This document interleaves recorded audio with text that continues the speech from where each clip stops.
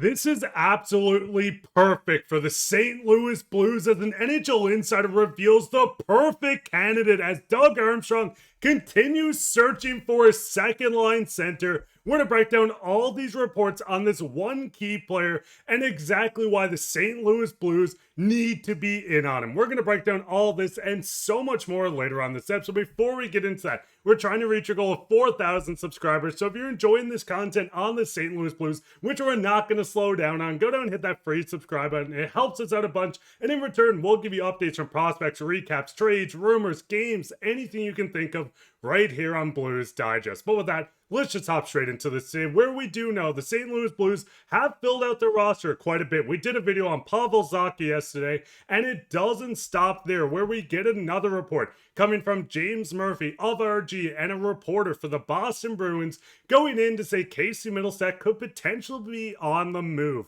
according to sources. Now, looking at Mittelstadt, it goes further in where we do get a report from a league executive as they were talking to RG, saying, I don't know how many rumors has been in, but I'm hearing that Casey Mittelstadt could be on the move again since before the Bruins season even ended. There was a common feeling that he wasn't their main target when they traded for him. Zellers and the second round draft pick were. Now, this was talked about when they acquired him from Colorado in the Charlie Coyle trade, but Darius, going into Mittelstadt, what is your thoughts on Mittelstadt and his fit with the St. Louis Blues? And do you think he could come in and be that second line center as he's still very young? Yeah, so first of all, I think that he could be a second line center on most teams in the NHL at this point. He is still relatively young. We'll get to that in a second, but obviously traded for from the Colorado Avalanche in the Charlie Coyle trade. Had a decent year with the Colorado Avalanche when he was there. He really struggled in Boston. And like you alluded to earlier with that report, it's not that they didn't want him in the trade, but he wasn't what they were really after in that trade. He was just kind of a consolation prize, I guess, and kind of thrown in there. The other thing to keep in mind is he makes a whopping $5.7 million against the cap for another year. So that is something to consider as well. Of course, you can afford that once the season starts. The Blues would have no issue affording that, but that's something you have to consider as well moving forward and how much he might want if you want to re-sign this player.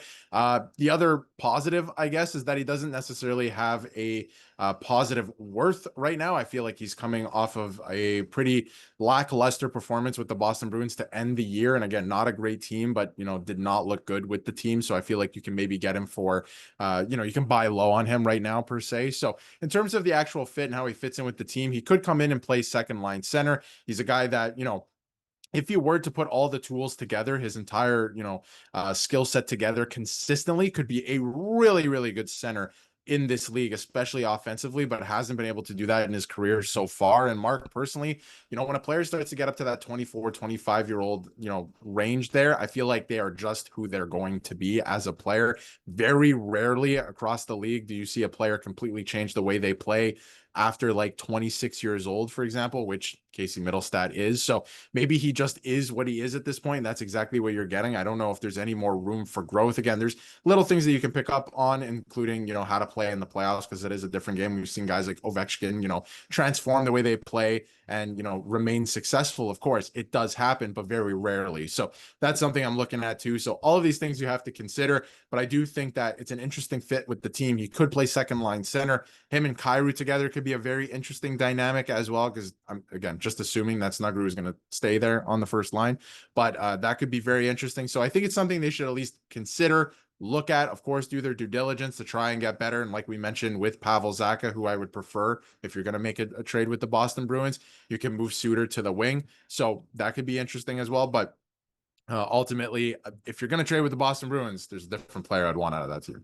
And I do agree with that. I think Pavel Zacha is the name that every team's going to call on. But the biggest thing with Mittelstadt, listen, not the most productive season with the Boston Bruins. He was very good with Colorado. He had great seasons with the Buffalo Sabres. The biggest issue is that $5.75 million cap hit. Now, the thing, like you said, is his value is at the lowest it probably ever has been after being a high pick by the Buffalo Sabres. So if Doug Armstrong's looking at this and saying, hey, we can go out, acquire a guy that was drafted 8th overall in the 2017 draft that has potential to turn around. He has the tools, as you said, not a physical player, but someone that's a decently two-way player that's very good at playmaking and working with line mates that could fit into the system. I do like the thought of going out, take a flyer, see if he can turn things around, but that would be if the cap hit wasn't this. If you can get him retained, not pay an arm and a leg to get him, I do like the option of bringing him in, see what he's worth. At the very worst, you trade him again for absolutely nothing, but taking a flyer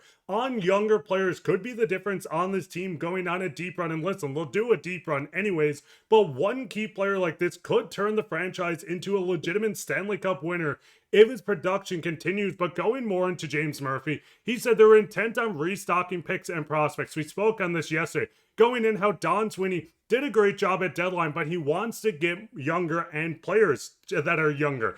Where does Mittelstadt fit into the plan going forward? So the big thing is the Blues have a lot of options. We spoke on it yesterday. There is names the Blues could hang around in trade bait. Zach Dean, Dvorsky, I would not move. Same with Carboneau, but going into this again, there's not going to be a world where they acquire both Zacha and Mittelstadt from Boston. I would rather move a prospect for Zacha, but going into this, would you move on from someone like Zach Dean and maybe a mid-round pick to take a flyer on Mittelstadt? Yeah, but I think there has to be some retained salary there because you're getting a lot of cap relief from Torrey Krug's contract going on LTIR. And if you acquire Casey Mittelstadt without any retained salary, you're almost using all of it. That's not good asset management, at least in my eyes right now, with the opportunity that you have in front of you, freeing up $6.5 million. So you have to consider that. And if they do retain salary, then you're really going to have to throw in a pretty good prospect there. You're going to have to throw something in because, of course, the team is retaining. We've seen that league wide. So I don't hate the Dean, throwing Dean in there in a trade, like you mentioned.